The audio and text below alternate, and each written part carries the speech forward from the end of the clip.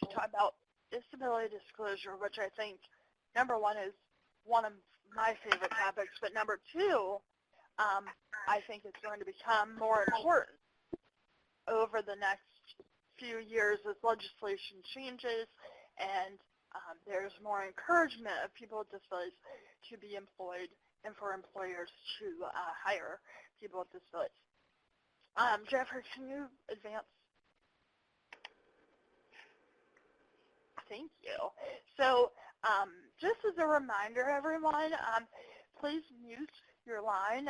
There's a mute up at the top of the screen for some of you. Some of you might use it on your phone. Please feel free to use the chat box on the right side, as you guys have been doing. I appreciate saying where you're from. And we have a great turnout from all over the country. So that's really great, and I appreciate you guys letting us know that you're here. As we go along, please feel free to add any questions. We love questions, and whether it's totally up to Jennifer whether she wants to answer as we go, but we will definitely have time at the end of this webinar for questions and answers from Jennifer. There is a raise your hand button if you would like to use that. That's top of the screen, or just type away as you wish. And we will also be sending out evaluations later on after this webinar. So we would appreciate any feedback. But just as a reminder of who we are, I'm Josie Badger, and I am the co-director with Peg Kinsell for the Reyes Center. And we provide technical assistance for parent centers on transition. And we are funded by the RSA. And so this is one of our topics is disability disclosure and preparing young adults, especially for employment and being successful in their adult lives. And that's why we are so excited about this presentation. So at this time, I am going to turn it over to Jennifer to lead us in this webinar. Well, thank you, Josie, and thank you again for having me on today. I'm very grateful for this opportunity to come on and talk with you all about disability disclosure. Comparatively to Josie, disability disclosure is one of those topics that's very near and dear to my heart, as I am a former teacher and now work in a different capacity with youth, and many of those youth are unaware of the term disability disclosure and their rights and responsibilities around it. So it's great to be able to share information on the topic.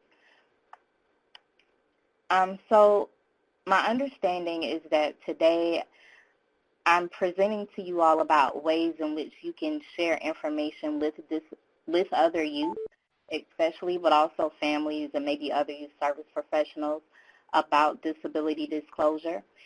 So in the presentation that I have here, I've actually included some notes, and you all are able to access that in the files box that is down at the bottom.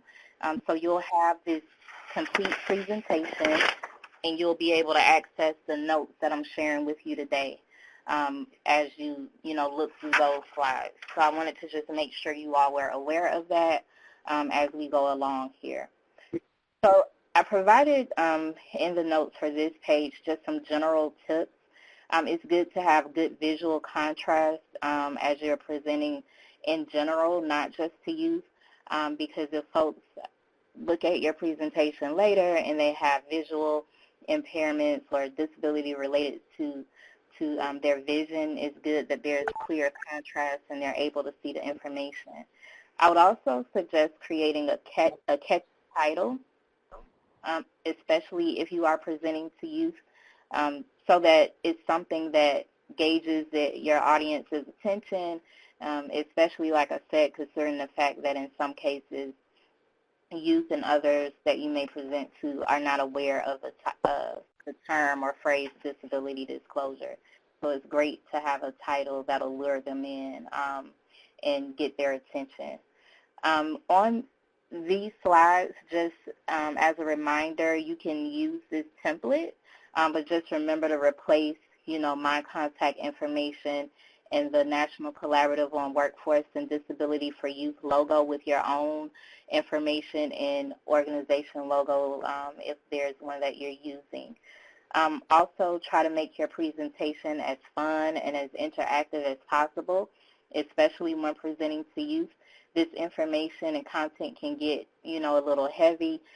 So if they have opportunities by which to practice what you're showing them, it's more helpful, considering that a lot of people are kinesthetic learners and do better with hands-on activities. And throughout the presentation, I've included notes to show a few spots in which you can do some of the activities that are in the 411 on Disability Disclosure Guide, and I'll talk about that in detail a bit more. I also wanted to point out that though there are not slides that indicate stopping points for questions in the template that I'm giving you, that you want to be sure to allow your audience the opportunity to ask questions, at some point or another, whether that's throughout or at the end, because I'm sure that they'll have them. So that's the note that I just wanted to make about the presentation template that you will be able to download. So you'll see on this slide that information about the National Collaborative on Workforce and Disability for Youth is here. I just put it here as a placeholder. I would advise definitely putting information about your organization and maybe what you all do on a slide in your presentation, just as it's helpful for your audience to connect back to you. So that's the only point of this slide here, just so that you have that spot to replace my information with yours. It's also good to have objectives. This helps to keep your audience members engaged and, to know kind of what to expect throughout your presentation. As a rule of thumb, 4 to 5 objectives are plenty. You don't need, 6, 7, 8, 9, 10 objectives, just a few that cover, the overall purpose for the presentation. Feel free to use these objectives that are listed here, as they definitely align with the rest of the presentation.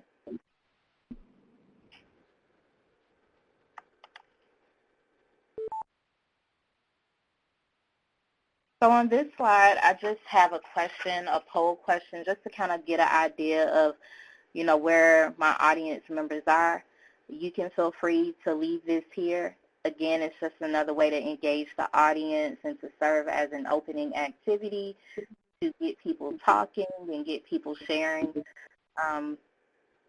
This could also be a good place to introduce some of the terms that are found in the 411 on Disability Disclosure Guide, a workbook for youth with disabilities, just as those terms will be used throughout the presentation.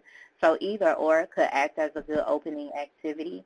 I will refer back to the 411 on Disability Disclosure, a workbook for youth with disabilities, throughout the presentation, just so that you know at the end of the slides there will be a link to that resource. So it is included in the presentation template that you all will download.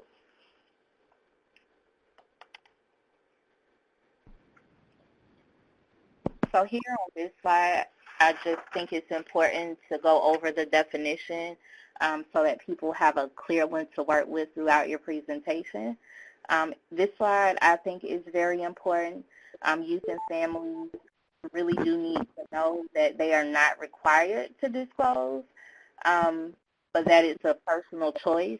However, if they don't disclose in the various settings that we'll discuss, which are employment, post-secondary, and social, that they won't get their accommodations.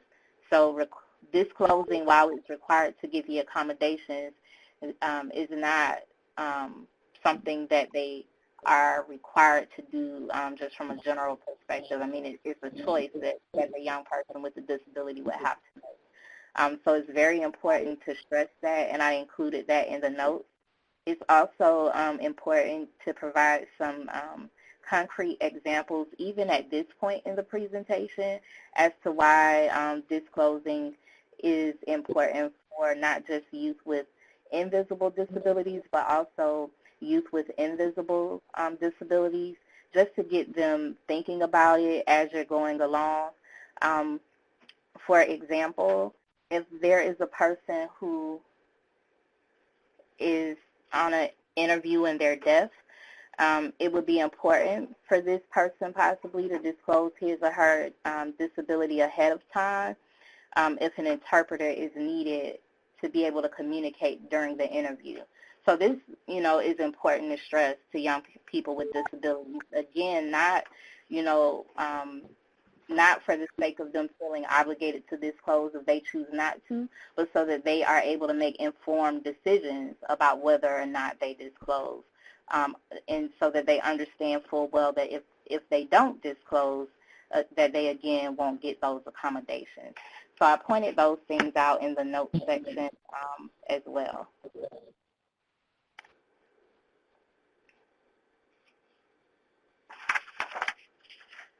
All right, so you'll notice that I'm not reading through all the items that are on these slides, and again, that's because notes are in the notes section for you. I think that on this particular one, the third and fourth bullets are probably the ones that you definitely want to stress the most at this point. Because, again, young people often don't understand that they are required to disclose to get the services that they need, and they also don't realize that there are advantages and disadvantages to closing potentially, depending upon the person that they're disclosing to and the perception that that person has about disabilities. For example, if the young person is disclosing to a friend that they've never disclosed to before, and that friend doesn't understand a disability, it's possible that that person may stop being their friend, right? So that's one of the disadvantages potentially to disclosing in a social setting.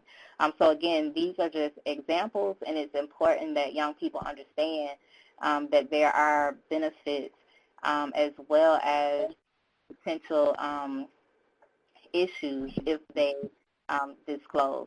I see a couple of comments coming up in the chat box about the notes and that they are not showing up in the slideshow. So, Josie, we can make sure that folks get the copy that has the notes. I know that they're not on the first two slides, as those are the cover slides, but if you look through the additional slides, the notes should be there, but I see that Maria is addressing that now.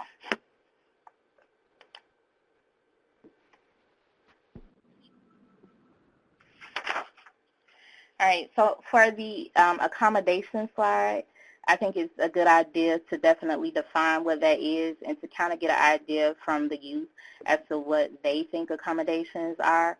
I think it's also really important at this point in the presentation to explain to youth that, they're not required to provide the details of their disability in the post-secondary setting, in the employment setting, or even socially.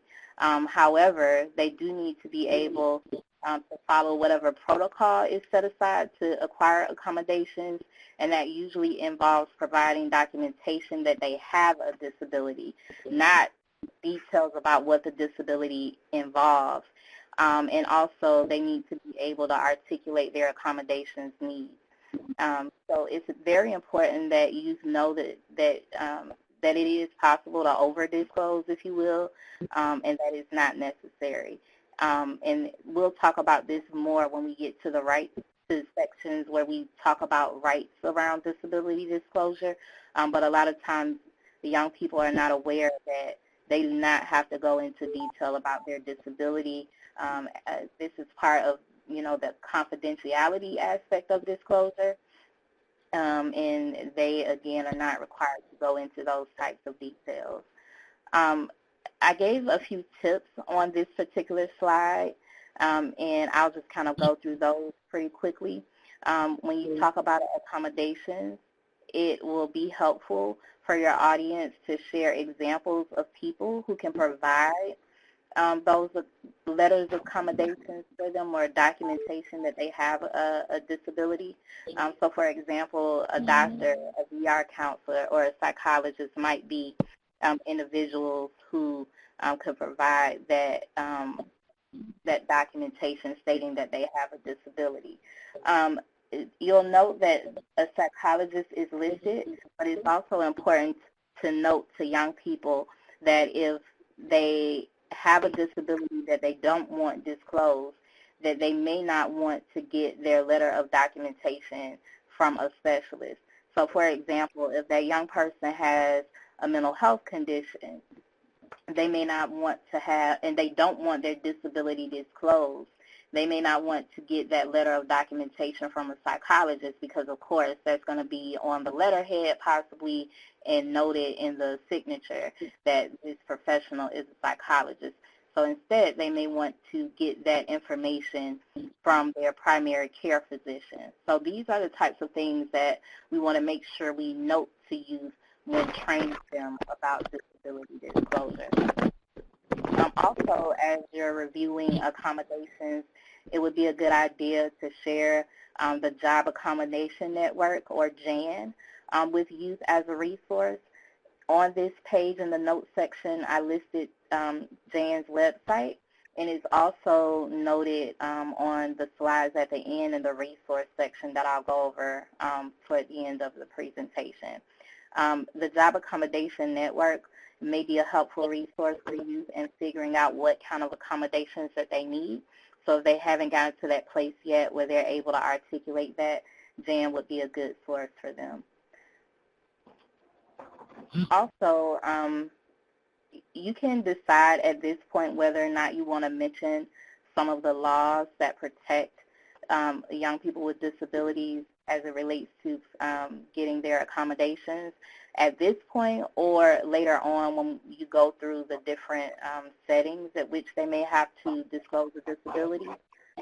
It wouldn't hurt, I don't think, to mention the Americans with Disabilities Act, at this point, and how it, provides those protections in the post-secondary and employment setting. So, again, that's up to you whether or not you mention it here or you mention it where we'll discuss rights. Also, if you would like more information about accommodations in the 411 on Disability Disclosure Guide, and there is more information about accommodations, so that would be a good source to get a little bit more detail. Unit 4 covers accommodations in that particular guide. And just so that you know, I developed, we at the National Collaborative on Workforce and Disability for Youth typically develop the presentations on disability disclosure from the 411 on Disability Disclosure Workbook for Youth, because the language is generally pretty friendly, and also because there are various activities that can be done to go over disclosure. So that's the one that I typically follow when I present, and though you'll find when I go over the resources that there are different guides that you may find helpful in the different settings by which you're presenting on disability disclosure. So I just wanted to note that really quickly. So the next slide mentions that disability goes beyond just services, that disclosure, goes beyond just services, that it enables youth with disabilities to know their history, own their culture, and connect to their community. I really think that this is one of the most important slides, and I say that because there are so many young people with disabilities who feel like they're alone, who haven't connected to the disability community, and who aren't familiar with disability culture and history, and who aren't aware of the richness that's there and the power that's there. And so I think that in adding this aspect to the presentation, it kind of encourages youth to connect to that. As a person with a disability myself, who grew up with my disability, I, I grew up in a family that was loving and supportive. However, my parents and my siblings, they had no clue what it meant to be a person with a disability. And I really wish that I had people that I could have connected with when I was younger, and I think my confidence would have definitely been in a different position, as a youth. So, for these reasons and several others, it's really important to point out the fact that disability disclosure aids in that, and it helps you to connect in a variety of ways. Right, so this next slide here, the keys to disability disclosure, it basically is just there to point out that these are things that youth and families will want to know. They'll need to know what to disclose, where to disclose, when to disclose, and who to disclose it to, and the rights and responsibilities of the person disclosing. And these are all things that we'll cover in the upcoming slides. Unit 6 of the 411 on Disability Disclosure Guide goes into more details about disclosing in the post-secondary setting, and I made that note because it's the first one that'll come up after this particular slide. Also, it's important at this point in the presentation to explain to youth again, that they're not required to go into detail about their disability when they disclose, but just to make sure that you cover for them the things that they will need to do in following protocol, and that becomes their responsibility, to make the appropriate request and to have the appropriate documentation and to know what their accommodations are in each setting that they may choose to disclose in.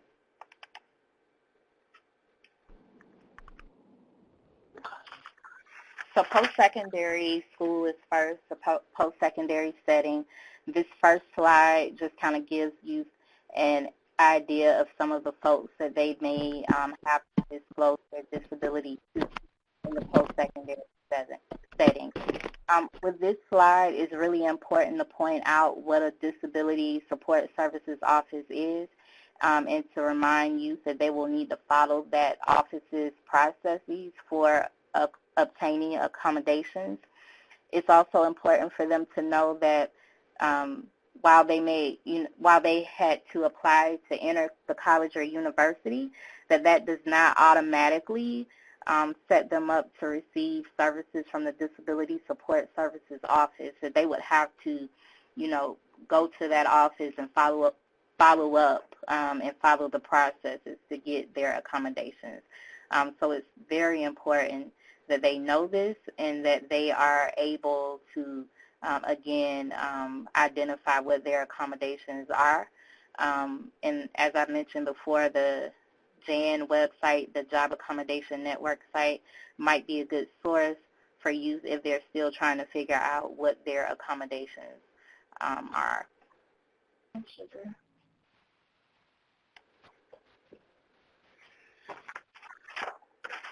So on this slide, I just listed a couple of reasons why it's important for youth to disclose in the post-secondary setting. Again, I always try to remind you as I go through that while it can be important to disclose, it's not necessary if they choose not to. It's totally a personal choice, but they have to weigh their options and figure out if this is something that they need and want to do. And this is also the spot at which I often will point out to youth that if they have invisible disabilities, that disclosing, may be very important in this case to get the accommodations that they need. Oftentimes for youth who have physical disabilities, they may be approached about disclosing, but youth with invisible disabilities may not, So it's very important that youth are aware that they are the ones who have to request the accommodations. So I didn't make that note on the slides, but I do think it's very important to point that out. I'll also just add that Unit 5 of the 411 on Disability Disclosure Guide goes into detail about accommodations in the post-secondary setting. So if you want to add more information to these slides regarding disclosing in the post-secondary setting, that would be a good place to look. Okay. So regarding the rights, I'll point out that the rights in these different settings are similar, and so some of this information will be redundant, but it's important to point it out, I believe, in each section. We've already talked about that last bullet, but again, I think it's important to point it out over and over again as you're presenting, just so that it sets in for youth, that they are, they have the right to get information from their Disability Support Services office, about accessibility at the institution. Also, the confidentiality piece is another big one. A lot of times youth don't realize that their information should be treated as confidential, and so it's important that they are aware of their rights in this case. Also, I'm sorry, I'm going backwards here. The first two bullets are also very important. We hear often that a lot of youth have been discriminated against in the post-secondary setting as they've attempted to acquire their accommodations, or they've been judged or treated unfairly because they needed accommodations. And so youth need to know that they have the right for this to not happen, that essentially leads to bullying and discrimination. So it's important to point these things out to them so that they are aware. This is also a good place to point out that protections and entitlements are provided under the Americans with Disabilities Act for youth in the post-secondary setting regarding accommodations. And sharing that information only empowers the youth and families more.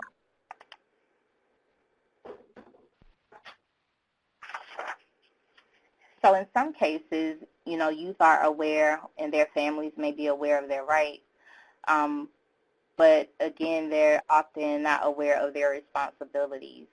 So these responsibility slides are also redundant in some cases throughout the presentation, but we wanted to make sure that the information was reiterated and that it was organized neatly so that youth were aware if there were any differences regarding their rights and responsibilities in different settings. I think that for the post-secondary setting, it's important to make sure that youth know that they have the right to disclose at any time. However, they can't undo something that's already been done. So, for example, if for their first semester of college, the youth decided not to disclose, and they, and he or she fails a class because the accommodations weren't in place, the youth can't then go back and say, well, this isn't fair. I should have passed this class because I needed accommodations. That's not how it works. Because the young person didn't request accommodations for that first semester, he or she is not protected under the Americans with Disabilities Act. So it's very important that youth are aware of this. And again, the choice belongs to that young person as to whether or not he or she discloses. However, youth need to know that these can be some of the consequences if they choose not to disclose. And so there are various variables that youth have to think about, and it's really important to stress all these bullets here under responsibilities.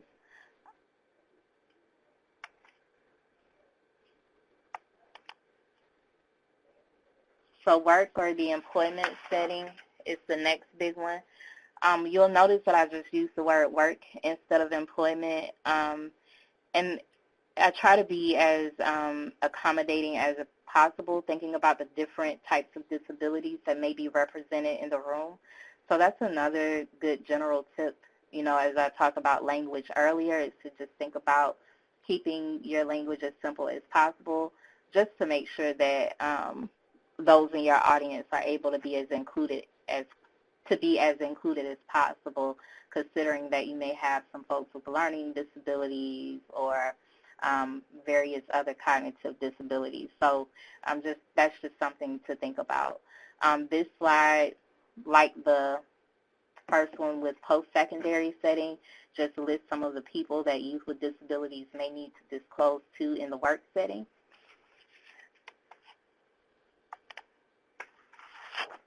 The second one goes through why disclose at work.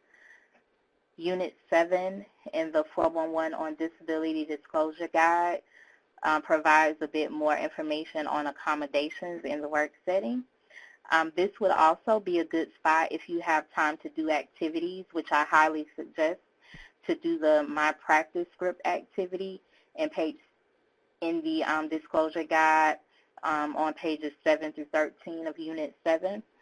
And this My Practice Script activity just basically gives your audience the opportunity to practice their script that they will use to disclose their disability. So you're actually giving them the opportunity to write that out or talk that out or even to record it if they have like a phone or some other recording device, if writing is not an accessible format for them, to work out what their script would be if they're disclosing their disability in the work setting.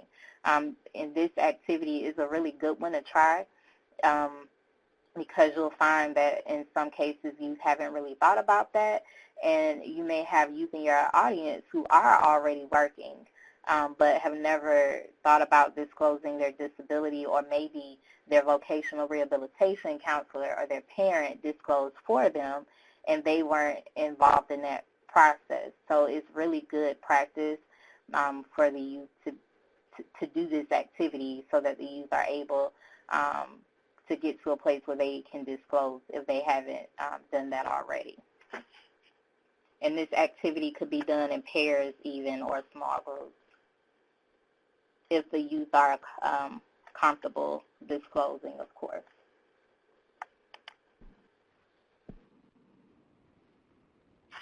Again, the section on rights is here. Again, I would stress, to the youth that they have the right to have their information treated confidentially and respectfully. Again, in this case, they have the right to disclose at any time in the employment process.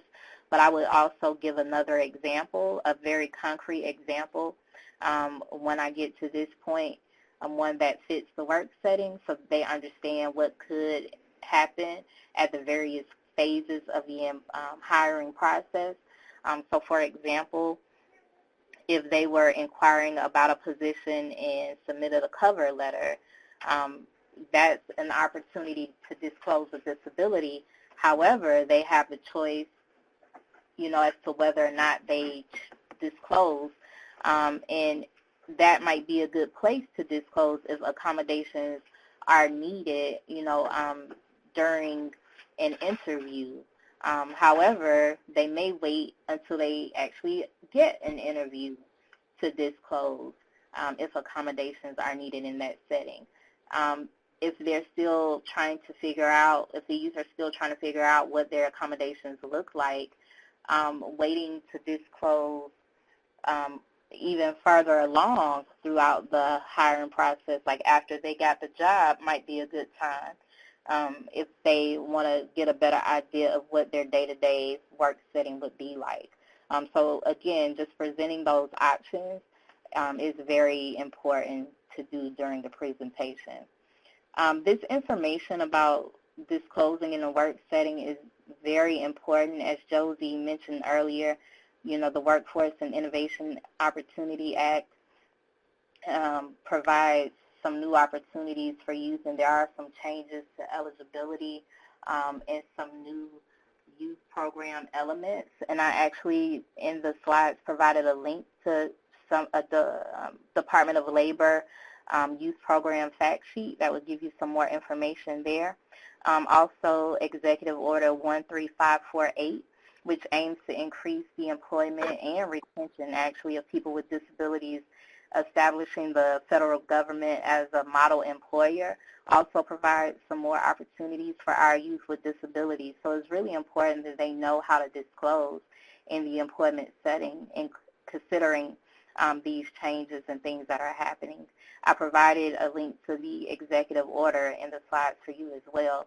And the reason that I'm mentioning this in this presentation is because a lot of youth aren't aware that these opportunities even exist. So as a person presenting about disability disclosure, I think it's a definite positive add to be able to share that information with you, that they are aware, of Schedule A, and that they're aware of these opportunities for employment within the government. So I wanted to just include that information for you all as a resource. All right, so for the next few bullets, I'm not going to go through all of these, but I wanted to just kind of point out for you that this, like I said, the information is in your notes. But these bullets regarding the responsibilities are, again, really important to stress to youth. And in the work setting, they can disclose at any time, just like they can in the post-secondary setting. So, again, a lot of these points are going to be redundant, but it's important to repeat them over and over again. I think for the work setting, one thing that's really important to note is that they do have to be able to do the essential functions of a job and to bring their skills and merit to the table. So having a disability doesn't mean that less is required of you, and it's important that you know that. So that's one of the points that I would definitely stress when presenting to you about their responsibilities in the work setting around disclosing. So for this disability inquiry slide, depending on my audience, I may and may not go into a lot of detail about this, also depending on the time and what has been requested as we presented in the past. However, you'll see links within the slide at the very bottom. One of the National Collaboratives on Workforce and Disabilities for Youth publications, the Disability Inquiries in the Workplace Development System brief. That provides a bit more information regarding what employers can and cannot ask at various stages of the employment process. So I suggest reviewing that just so that you have that information. If you choose to go into detail, I think it's great to share that with youth if you have time. And if not, it could be a good resource for them. I will say that that particular resource is not as youth-friendly. But I will share with you a slide that gives you an example of how you can pull the information out if you choose. So this next slide here is the slide I was referring to. And what I did was I pulled out the important points regarding disability inquiries at the pre-offer stage of employment. And I pulled out for you some of the things that employers can ask job seekers. So if I were you and plan to present and share the information about disability inquiries, I would try to pull the information out and make it clean like this so that it's easy for you to follow along and that they have those points and they can, see them in one place. And I would do a slide like this for each stage of the employment process so that all the information is not jumbled up together, but they can, follow along with you a bit easier. So that's what I would do to make it youth-friendly, and I would also go over those bullets and make sure that they understand that there are things that employers can ask as long as they ask them of all employees and to point those out. So this slide is here as a template to show you how I would do it if I were presenting about disability inquiries. And again, this is just another slide pointing out what I just said about employers being able to ask certain questions if they're asked of all employees. I think it's important to stress the confidentiality aspect and that youth know that their information is to be kept private. So here is a role play activity. Again, I think it's good to mix it up and to have activities throughout the presentation if you have time. On the slide, I put where you can get some different role play scenarios. I think role playing is great. Youth get the opportunity to practice what they've learned and can really get like a visual perspective of what it would look like if they disclose in different settings. So I noted on the slides where you can, like I said, get that information within the disclosure guide that I've been referring to. I also want to just note that I always put the directions on the slide, which is what these are, if I have access to a screen, because it's helpful for you to be able to go back and forth and to have those directions to refer back to if necessary. So for cyber disclosure, you'll see the resource listed here. There's more information about cyber disclosure at the link that I provided in the slides. I think that it's important to pull out information about cyber disclosure as well, because a lot of times youth don't realize that they've disclosed information they may not want to disclose and that it's public to a potential employer. So on this particular slide, I just kind of list the overall umbrella topics, and there is, as I mentioned, more information in the publication that I've listed. I think it's important to go over the advantages and disadvantages just as you would go over what it's like to, disclose in person in the various settings. And also I pulled out the fact that it's important to know that, as I mentioned, someone else could be disclosing on their behalf, that they could accidentally self-disclose, and the importance of controlling their digital presence. So being aware of what they've put out there and what is accessible to the public. So like I said, there's more information about that in the cyber disclosure guide that you can pull out and use in your presentation. And this is also a good place to do the reviewing your digital presence activity that's found on page 2 of the Cyber Disclosure for Youth with Disabilities publication. And with this particular activity, it's basically just having the youth to type in their name in a search engine to see what results come up. In the notes, I noted that as an alternative, you can search for your own name and share the results if your audience members aren't able to access internet in that setting. I've also provided for you here some information about the social setting. I think this is one setting that often gets overlooked, but the reality is that sometimes youth need accommodations in the community, and they need to be aware that they may have to disclose to get those accommodations, whether that means just being with friends and getting what they need as they're hanging out together, or attending a community event. And so that comes up actually here on this slide. In Unit 5 of the 411 on Disability Disclosure Workbook gives a bit more information about disclosing, or about accommodations, I should say. And Unit 8 talks more about disclosing in the social setting. That information that I just mentioned is in the notes section of your slides. And the rights information, again, is very similar, so I won't go over this slide, as well as the responsibilities. And then here I just linked the various resources that I thought might be helpful for you that were produced by the National Collaborative on Workforce and Disability for Youth. The very first one is the 411 on Disability Disclosure that I mentioned for youth. The second one is the disclosure guide that was developed for families and, adults. And it provides a bit more information in a different format, so that might be a helpful resource for you as well. Then I've also listed the link for the Cyber Disclosure for Youth with Disabilities guide, as well as that disability inquiries in the Workforce Development System brief that I mentioned to you earlier. You can feel free to include these resources in your presentation, or you can take them off if you choose. Whatever you decide, it's up to you. And then these are just some additional resources that I thought would be helpful.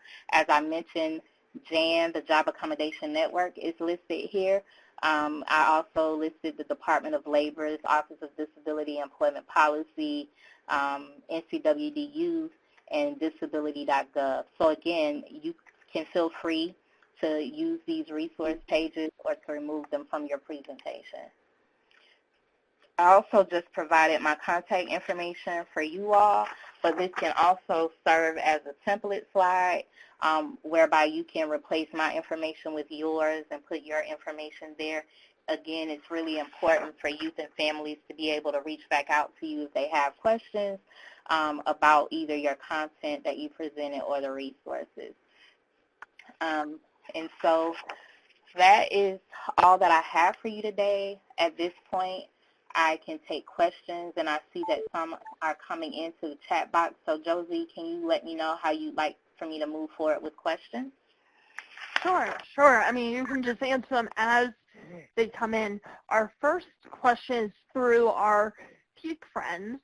Do you have any suggestions for activities or examples for teaching disability disclosure for youth with intellectual disabilities? Sure. So the examples and activities that I provided within the presentation, I think are good for youth with intellectual disabilities as well. And the reason I say that is because they're pretty hands-on, and also the workbook was designed to meet the needs of all youth with disabilities, hopefully. So those would be a good place to start. As far as other resources, I can't think of anything off the top of my head, but I could check on that for you if that would be helpful.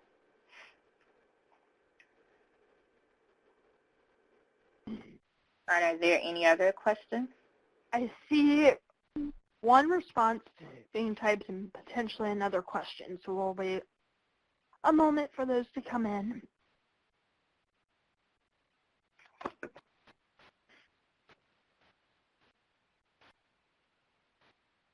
So the next question that I see, Josie, says, will this presentation be archived? Yes, that is correct. So, Martha, thank you for your question. What we're going to be doing, yes, it is recorded. It will be available soon. We are working on our website to better host these webinars because we have quite a few of them now. And so we will be getting not only the PowerPoint, but we'll get the video of this.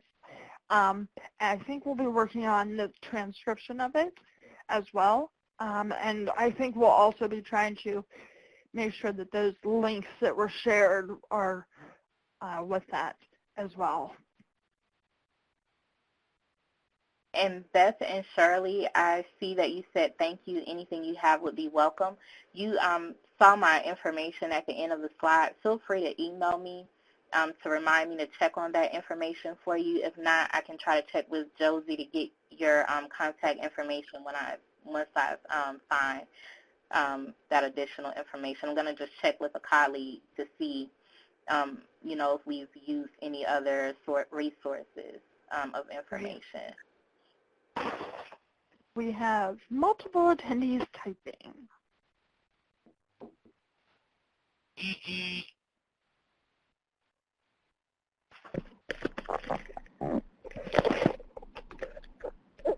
Okay, so I saw a couple comments. Beth and Shirley said, okay, we will email. Thank you, Beth and Shirley. I'll be anticipating that.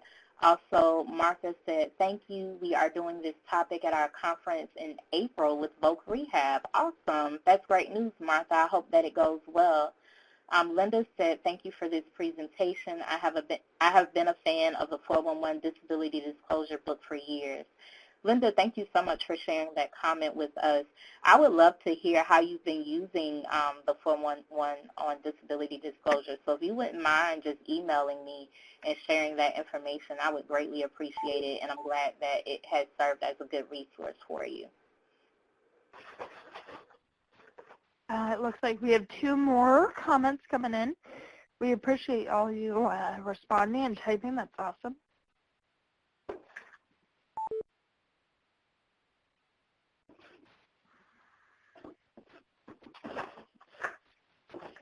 sometimes there's a bit of a lag. Okay, well, here we go. That's wonderful. So it looks like I'm really excited to see that a lot of people will be able to use this and modify it. And please remember, guys, that this is a PowerPoint to modify, and that's why Jennifer put it together in this way so that you could take it and use it however you feel would be best for your needs. And this is Jennifer. Linda, I see your email or your message. I'll be expecting the email from you. And thank you, Kelly, for the comment as well.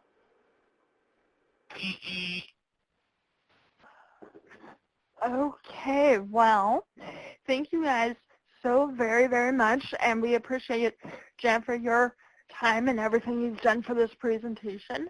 You have our contact information, so please let us know if there's anything we can provide you with.